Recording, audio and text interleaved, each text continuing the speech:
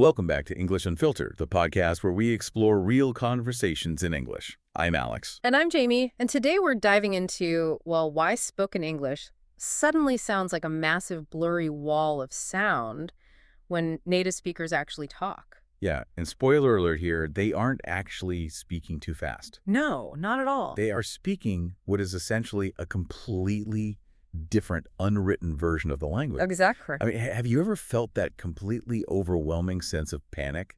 Like, you know the scenario. You spend years, I mean, literally years, studying grammar rules. Oh, yeah, the flashcards. Right. You run through flashcards until your eyes hurt, you memorize thousands of vocabulary words, and you work so incredibly hard to perfect the pronunciation of, well, every individual syllable. You build this incredible, rock-solid foundation. You do.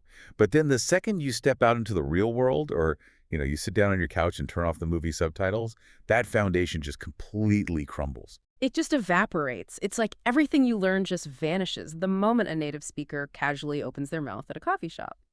Which brings up the immediate reaction, right? The very first thing that pops into your head when that panic sets in is they speak too fast. Yep. That is always the first thought. The logic is just, well, if they would just slow down by 20%, I could understand them perfectly. But we really need to unpack that in our deep dive today because speed is usually not the actual problem. It's really not. Speed is the ultimate illusion. It's honestly the single most common misconception out there for learners. So what's the actual reality then? The actual reason conversational English feels like a totally alien language from the one taught in your textbooks comes down to physical reality. Native speakers simply do not pronounce every word clearly. Wait, really? Not at all. Not at all. In fact, they deliberately avoid doing so. So wait, if they aren't pronouncing the words clearly, what are we talking about here? Are we talking about mumbling? Oh, Or just, dropping a letter here and there? yeah. Oh, it's much more extreme than that. We aren't talking about executing crisp dictionary entries at a high speed. In natural, everyday conversation, English is, well, it's a shapeshifter. Let's see, shapeshifter. I like that. Yeah, because sounds completely disappear, syllables get crushed, entire words just melt together, and certain consonants vanish completely. Just gone. Just gone.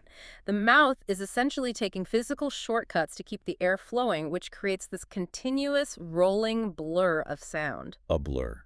See, that completely changes the paradigm for a learner. You spend all this time aiming for absolute perfection, treating every word like it's this isolated island. Right, like they aren't connected. Yeah. It's almost like, think about it like a chef. Yeah. You have a chef who spends hours carefully preparing all these individual beautiful ingredients. Okay, I see where this is going. And then instead of plating them perfectly, they just throw everything into a blender and hit the highest speed. Yes, that is exactly what native speakers are doing to the vocabulary. It's wild. But wait, let me play devil's advocate for a second here. Go for it. If native speakers are just throwing words in a blender, if they aren't pronouncing things, aren't they just speaking bad English? Like, isn't that just lazy? I hear that a lot, and it's a trap a lot of purists fall into, assuming any deviation from the textbook is lazy. But it's not lazy English at all. It's not. No, it's a difference in priorities. Native speakers prioritize the flow of communication over pronunciation perfection. The flow. Exactly. Real spoken English is designed to be relaxed, emotional, and rhythmic. It's not meant to sound like a robot reading a dictionary. Okay, the rhythm. That makes sense. It's almost like the difference between printing letters and writing in cursive. Oh, that's a fantastic analogy. Right, because when you first learn to write, you print block letters. Hmm. Every letter is distinct. You pick up the pen, you move it over, you put it down. That's your textbook English. Every word is separate. Yes, very robotic, very distinct. But then when you write in cursive, you don't pick up the pen because stopping breaks the momentum. Right, you have to keep moving. The letters literally have to change their physical shape so they can connect to the next one. An A in cursive looks completely different depending on the letter before it and the letter after it. It morphs to fit the flow. Exactly. So native speakers aren't speaking bad English. They're basically speaking audio cursive. Audio cursive. I absolutely love that. That captures the mechanics perfectly. Because when you speak in audio cursive, your vocal cords and your tongue are trying to maintain a continuous line. Right. No stops. Exactly. And consonants, by their very nature, are roadblocks. Think about a T or a P or a K. You have to physically stop the airflow in your mouth to make those sounds. You literally block the breath. Right. So if you stop the airflow for every single word, you lose the momentum. So to keep the breath moving, the tongue just takes shortcuts. It knocks down those roadblocks. Okay, so that makes a lot of conceptual sense. But let's look at some evidence. Because to really wrap your head around it, we need some concrete examples of this audio cursive in action. Absolutely. So native speakers speak in what we call rhythm groups rather than isolated words. And this forces them to reduce sounds and connect things. Right, the classic examples learners run into early on, like want to, Right. Want to transforms into wanna. and going to just completely melts into gonna. Exactly. Or take something like did you? Oh yeah, did you? That morphs into did ya. Did ya? Yes. You hear that and you don't even blink. But when you really think about it, D and Y turning into a J sound, that is a massive shift. It is. And learners usually adapt to wanna and gonna pretty fast. But the audio cursive goes so much deeper than that, doesn't it? Oh, it gets way more complex. Even when the words are technically still there, their internal pronunciation changes dramatically to fit the overarching rhythm of the sentence. Okay, I think I need an example to really grasp how dramatic that is. Show me something that would just shatter a learner's decoding process. Let's try a little experiment right now. Okay, I'm ready. Say this sentence out loud, and I want you to tap your finger on the table for every word. Just say, dogs eat bones. Okay, dogs eat bones. 3 words, 3 taps, 3 beats. Right. Very even. Now, I'm going to add a bunch of grammar words to that exact same sentence. The dogs will have eaten the bones. All right. Now, in spoken English, the amount of time it takes to say that second sentence should be almost exactly the same as the first one. Wait, seriously, even with all those extra words? Yes, because there are still only 3 main beats. Dogs, eaten, bones. Okay, let me try that. The dogs will have eaten the bones. Wow. See what you did there? You're completely right. To keep those 3 taps steady, I had to physically rush through the, will, have, and... Exactly. You didn't say will have. What did you actually say? I said something like, will leave. Will leave, yes. You completely changed the phonetic makeup of those words to serve the master rhythm. That is wild. I didn't even realize I was doing it. Will have became wool of. The H in have disappeared completely. The vowels turned into that tiny, weak sound we call the schwa, that little sound. You did it instinctively. Wow. But imagine a learner listening to that. They studied the word have. They know it has a crisp H and a sharp A. And then you walk by and say, whoa.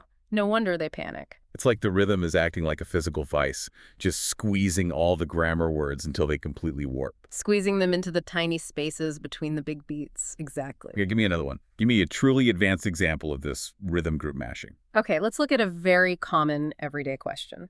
Imagine you walk into a room and you ask a friend, did you eat yet? Okay, 4 words. D-I-D, Y-O-U, E-A-T-Y-E-T. Right. Say that perfectly.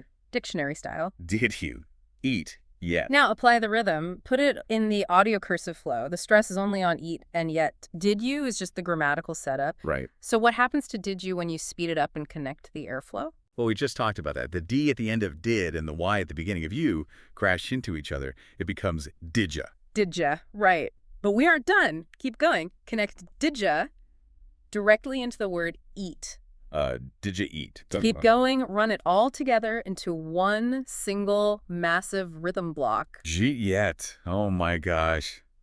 Jeet yet. Jeet yet. 2 syllables. That is what a native speaker actually says. Jeet yet. That is absolutely wild. The entire phrase, did you eat, has completely assimilated into the sound jeet. I mean, if I'm a learner and I have spent 4 years in a classroom, I've never once seen the word jeet on a vocabulary quiz. Ever. Because it doesn't exist in print. Right. My brain is actively scanning the incoming audio for the D and did, the Y and the E and E'd, and none of those sounds physically exist in the air. No, the native speakers simply didn't produce them. They produced a completely different set of sounds generated by the friction of those words colliding. Wow. And this is exactly why conversational English feels too fast. Your brain is buffering. Buffering. Like an old computer.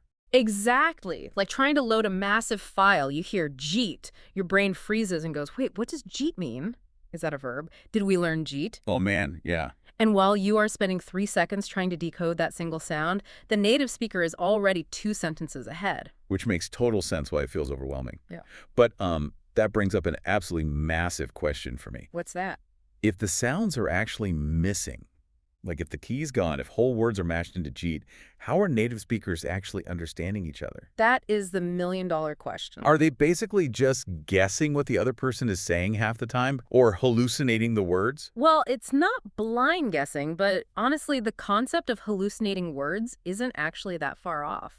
Wait, seriously? Seriously, what native speakers are doing is highly advanced pattern recognition. Their brains are continuously running a prediction engine. A prediction engine, Hmm. meaning they know what the person is going to say before they even say it. In a lot of ways, yeah. Native speakers do not listen word by word. Their brains rely heavily on context, on the rhythm of the sentence, and on emotional expectation. Okay, let me make sure I'm wrapping my head around this.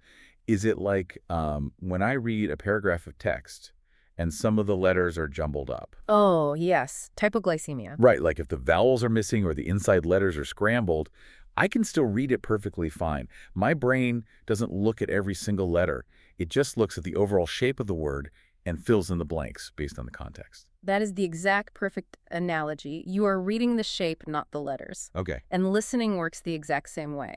The native speaker hears the rhythm, they see the situation, they hear the tone of voice, and their brain instantly fills in the linguistic blanks. That's incredible. Let me give you another phonetic example of how the brain fills things in. Take the word internet. Internet, sure. In North American English, when a T follows an N inside a word, we almost always drop the T entirely to keep the cursive flow going. So we don't say internet, we say internet. Internet. Oh, wow. Yeah, I definitely say internet. I never even noticed that. Right. But here's the fascinating part. If you ask a native speaker, did you pronounce the T in internet? They will often swear that they did. Wait, they actually think they said it. They absolutely do. Their brain expected the T, they understood the meaning of the word, so their auditory cortex basically hallucinates the sound. That is staggering. They literally hear a perfect dictionary word even though their mouth produced a blurry shortcut. So the native speaker's brain is just repairing the audio in real time. Yes. But the learner, their brain isn't doing that at all. No, the learner's brain is running a decoding engine. A decoding engine. Right. That is the trap. It's the fundamental disconnect. As a learner, you listen to an audio track from a textbook. The voice actor is speaking slowly, deliberately, leaving space between every word. So your decoding engine works perfectly there. You hear did, you, eat, yet. Your brain translates each piece, adds it up, and you understand 100% of it. Because textbook audio is print. It's not cursive. Right. But then you walk into the real world and someone throws jeet yet at you. And your decoding engine just completely crashes. You're just standing there trying to perfectly decode an isolated sound that doesn't map to anything in your textbook. Yes. That sounds so frustrating. It is exhausting. I really want to normalize that struggle for anyone listening. If you try to listen to natural English word by word, you will constantly feel tired. Yeah, you'll constantly lag behind. You are frantically searching for sounds that literally do not exist in the physical air, and it's not your fault. You are just applying a rigid, print-based listening strategy to a fluid, cursive environment. Okay, so if the confusion, the frustration, the panic, if all of that is completely normal, how do we fix it? We shift the paradigm. Because people do overcome this, right? People do reach a point where they can casually watch a movie without subtitles or banter in a loud coffee shop. How do advanced learners actually rewire their brains? Do they just have to memorize a massive list of all these audio cursive shortcuts? I mean, you could try, but there are thousands of them. And they change depending on the region, the speaker's mood, how tired they are. So it's impossible. Right. No, the secret isn't memorizing more vocabulary. The secret is a complete shift in your listening strategy. You have to change what you are listening for. Okay, what does that mean practically? Dramatic improvement happens the exact moment you stop trying to hear every individual word. Wait, stop trying to hear the words. That sounds incredibly counterintuitive. I know. We study a language specifically to understand the words. Telling someone to stop listening to the words feels like telling someone to drive with their eyes closed. I completely get that it sounds backward. But remember the stress-timed rhythm we talked about? Think about the sentence. The dogs will have eaten the bones. Right, the tapping one. Yeah. You don't actually need to hear will have. You don't need to perfectly decode will of. If you catch dogs, eaten, and bones, you understand the entire meaning of the sentence. Okay, I see. So instead of trying to catch every single note the band is playing, you just tune in to the heavy drum beats. You Yes. listen for the peaks. You listen to the peaks of the rhythm, the content words. Those are the words native speakers naturally pronounce louder, longer, and higher in pitch. They are literally handing you the meaning on a silver platter. But if you were obsessing over the tiny, crushed grammar words in the valleys, Yeah. if you are panicking because you didn't catch the to or the have, you will miss the next peak. Exactly. You have to let go of the dictionary in your head. You just have to trust the context. When you hear jeet yet, you stop trying to isolate did and you just accept the overall pattern. Do you let your brain do what it's natural brilliant at doing, which is recognizing shapes? And the moment you give yourself permission to not hear everything, the wall of sound starts to break apart. It stops being a blur and it starts being a rhythm. It starts making sense. Right. You realize that spoken English isn't just a degraded, broken version of written English. It has its own architecture. It's fluid, it's efficient, and it has its own unique musicality. Man, this is such a massive relief. I really hope everyone listening feels the weight coming off their shoulders right now. I hope so too. Because the reason you don't understand conversational English isn't because you didn't study hard enough. It's not because you aren't smart enough or your vocabulary isn't big enough. No, not at all. It's simply because your brain was waiting for block letters and the world was speaking in cursive. It really is liberating once you realize that. You don't have to be perfect because the native speakers aren't being perfect either. They really aren't. They are taking shortcuts every single second. They are prioritizing the momentum over the details. And once you know that, you can start playing the same game. Exactly. That tracks perfectly. So let's just do a quick recap of the journey we've taken today. First, stop beating yourself up when that overwhelming wall of sound hits you. Step one, exactly. And stop telling yourself that they're speaking too fast. Recognize the physical reality of what's happening. The tongue is taking shortcuts. Consonants are melting. Vowels are reducing into schwas. The cursive flow. Right. Dictionary English basically evaporates in casual conversation to make room for that underlying rhythm. So stop trying to catch every single ingredient, every single syllable, and let your brain start reading the broader shapes of the sentences. Beautifully said. And we want to leave you with a final practical challenge to take into the real world. Oh, I like a challenge. What is it? Next time you sit down to watch a movie or you put on an English song, I want you to try a deliberate experiment. Just for 5 minutes, completely ignore the vocabulary. Wait, don't try to understand the words at all. Not at all. Don't even try to grasp the meaning of what they're saying. Nah. Close your eyes and just listen to the music of the language. Listen for those drum beats we talked about. Pay attention to the rises and falls, where the voice naturally gets louder, where it stretches out a word, and where it just rushes through a cluster of sounds. Map out the audio cursive. Exactly. Try to map it out. You might be shocked to find that the meaning of the conversation starts to reveal itself purely through the rhythm, long before your brain ever processes the actual vocabulary. I love that so much. Listen to the music of the language. Don't decode, just feel the rhythm. Well, that brings us to the end of our deep dive today. Thank you so much for joining us on this exploration. It's been great. We truly hope this completely changes the way you hear the English-speaking world around you. We'll be back next time with more insights to help you navigate natural conversations. Absolutely. Keep listening, keep experimenting with the rhythm, and we'll catch you on our next deep dive.